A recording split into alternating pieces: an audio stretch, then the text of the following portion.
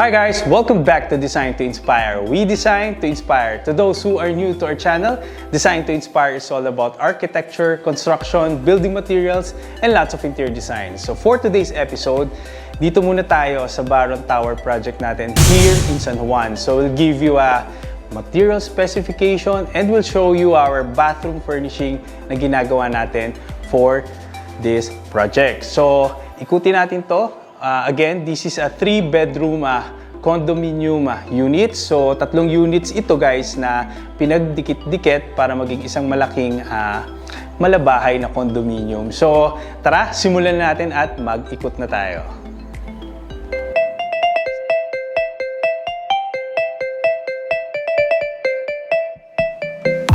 Okay guys, tayo nagbabalik dito sa ating Baron Tower project here in San Juan. So for today's episode, we'll do a construction tour. I'll be showing you the materials na ginamit natin para makakuha naman kayo ng idea or tips na magagamit nyo sa inyong mga bahay or condominium projects. So for today's episode, tara, simulan natin sa entrance. So pagpasok mo sa entrance, ayan, may nakaharang. Ito po ang ating lattice PVC panel na gagamitin ko for this wall. So itong kabuuan ng wall ng aking living area, ng aking dining area, pagpasok is ilalagay natin to. So parang nasa mahogany ang shade. So patayo yan. At the same time, on my left side, nandito naman yung ginawa kong isang mahabang kitchen. I think around kulang 3 meters itong kitchen area ko na to. And I'll also accent this with the PVC panel na this one. So horizontally, I'll place this PVC panel dun sa ating kitchen area. So yan, medyo maalikabok pero maganda yan kapag na-define na ng maayos. Tapos, on my kitchen area, so dito ko ilalagay yung aking sink. Mahaba kasi itong ating countertop. Tapos, I'm planning to put the, what do you call this? Dalawang stool, bar stool, dito sa side na to.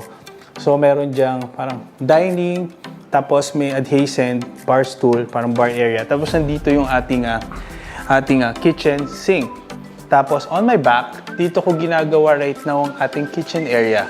So, this is our all laminated finish. Customize yung ating mga sizes based on our designs.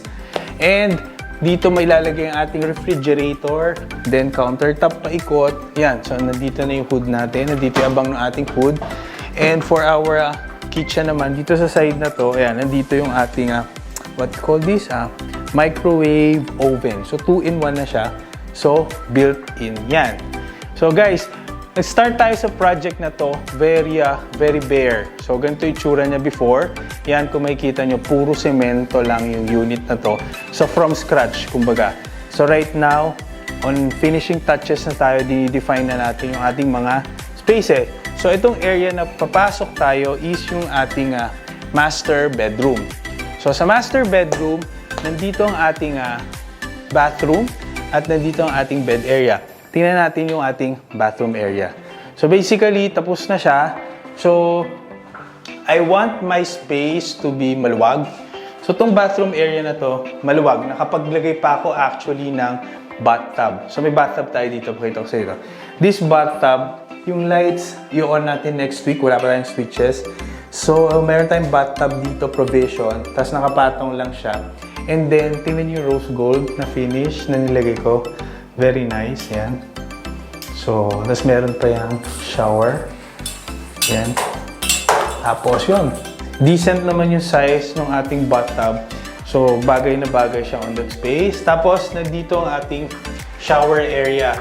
So, meron tayong rose gold din dito na shower area. Tapos, magkakaroon tayo ng glass enclosure here sa side na to. So, yun. Pwede ka maligo. So, very minimalist lang yung design. Actually, simple, not minimalist. Very simple lang yung design, naka-wall mount lahat ng ating mga fixtures. So, nandyan yung controller, tapos meron ka dito, shower, ganun. Yan. Ganun. Diba? Ganun. Yan. So, ayan yun. Tapos may faucet ka dito sa side. Kailangan magtimba-timba. Tapos, yun. Tapos nandito na yung ating water closet. And for the lavatory, minount ko siya dito sa wall. So, nakahang ito para malinis yung ilalim. Pwede mong punas-punasan, pwede kang magbuhos dyan. Yan. So, drawer type ito. Yan. And, katerno, bronze gold pa rin. Rose gold pa rin. So I'm planning to provide a mirror dito sa area na to, tas lighted para maganda. So yun, ceramic tiles ang ginamit natin dito on a 60 by 60 finish. Sa floor naman, non-skid. Sa wall natin is glossy finish. So basically, on the next few days or week, pag nailawan na to and fully furnished na, maganda yung kalalabasan. Actually, mukha siyang hotel. Yun yung ating project na design for this master bathroom.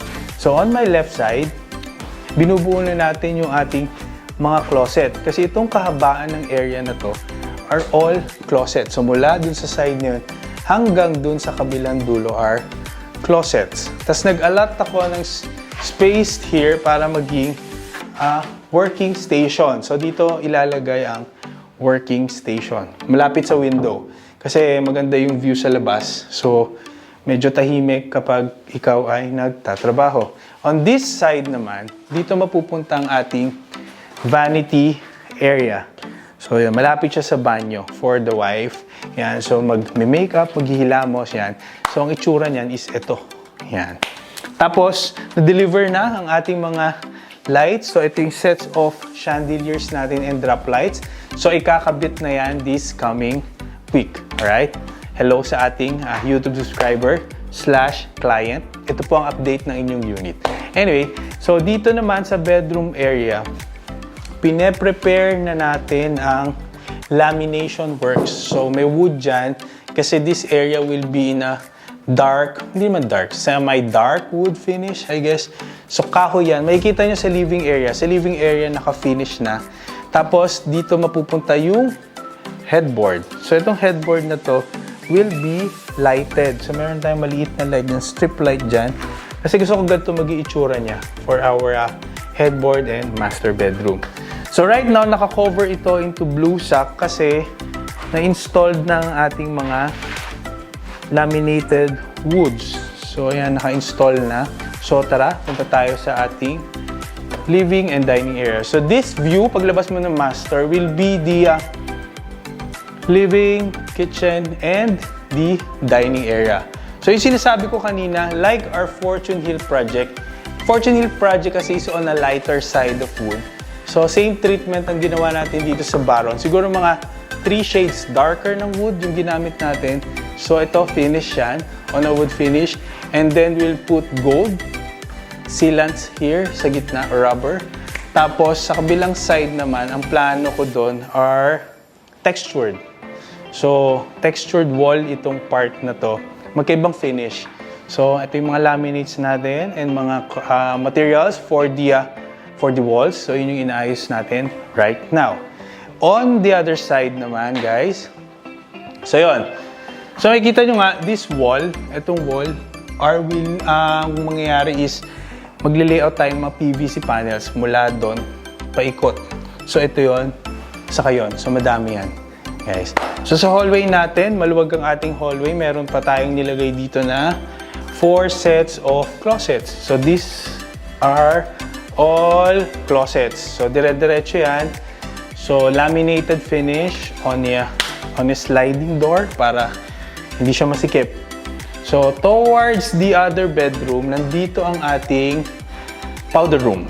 So sa powder room, medyo madilim pa, hindi pa natin makikita. Kung sa kabila, rose gold ang finish, dito ang finish naman niya are on a black, yung matte black. Kasi tingnan nyo, yung tiles natin dito are on 60 by 60 ceramic gray ang shade ng tile natin. Sorry, wala pa tayong light. Next week may ilaw na tayo. Tapos nakahang din ng ating lavatory. Yan, may accent siya ng konting gold para hindi mawawala sa ating theme. Pero the carpentry and the cabinetry works are all in black. And nandito na rin, nakakabit na yung ating shower sets. So ang shades ng shower sets natin are all in matte black. Maganda yung... Ayun guys, tumutulo na yung ating shower. So maglalagay rin tayo dito ng glass enclosure sa side. Yan, tapos meron din siyang telephone. So malinis lang din, simple lang yung pagka-install. Hindi siya, I don't want to call it minimalist, no? Ang gusto kong sabihin, it's simple. Yan, so black ang finish natin. So patayin na natin yan. Balik na natin ulit sa dati. So, yun. Yan. So, yun. So, tatlo kasing ano yan eh. Shower head, faucet, and the, what they call that? Yung telephone. Alright? So, punta tayo sa kabilang room. So, sa daughter's room natin, ang concept kasi natin dito is more on a shabby chic style. So, kung mapansin right now, nire-ready natin yung room into lighter shades. So, naka-primer tayo right now. So, ganito kasi magiging itsura ng ating daughter's room. So, yan. So, sa picture na yan, makikita nyo, nire-ready na natin ang ating mga moldings. Dito mapupunta yung headboard niya. So, nile-layout na natin yung moldings dito right now. Nakakabit siya paikot. So, sa ceiling natin will be in cove. Tapos may chandelier tayo dyan. And meron din tayong mga moldings sa itaas. Ayan. Doors natin will be all in white. And ano pa ba? So, nandun ang kanyang walk-in closet. So, ayan. So, dito mapupunta ang mga cabinetry sa daughter's room. And ang floors niya is on the lighter shade of wood. So, yan yung kakabit natin dito. And doon, for the bathroom, pasok tayo sa bathroom. So, ang shade ng kanyang bathroom is pareho rin nung sa master area. Pero gold ang finish ng kanyang mga fixtures dito. Yan. Kung makikita mo, gold yung finish nito. Yan. So, gold. Yan. So, brush yan. So, malinis lang. Dito yung... So, minaximize natin yung use of space kasi medyo maliit yung abang ni developer. So, hindi natin pwede i-move yung mga abang natin ng mga drains and supply. So, ito na yung pinaka-best right now. So, magkakaroon tayo dito ng partition, glass partition, and magkakaroon dito tayo ng sink and lighted mirror. So, yan ang kanyang bathroom. Sa kabilang side naman ng room, nandito ang ating isa pang room. So, 2 beds itong ilalagay natin dito. There will be, I don't know, 2 double bed. Yan. So, isang room pa ito. And magkakaroon dito ng sliding door para may access sa utility and maid's quarters. So, dito yung side na yon. So, right now, ito yung finish niya. Bare pa siya. And tinapos lang natin ang ating kanilang bathroom. So, ayan. May bathroom tayo dito for our maids. Ayan. Tapos, this side will be the tulugan. So, ayan. Simple lang. Naka-tile siya in a off-white finish, textured. So, yun ang kanilang magiging bathroom.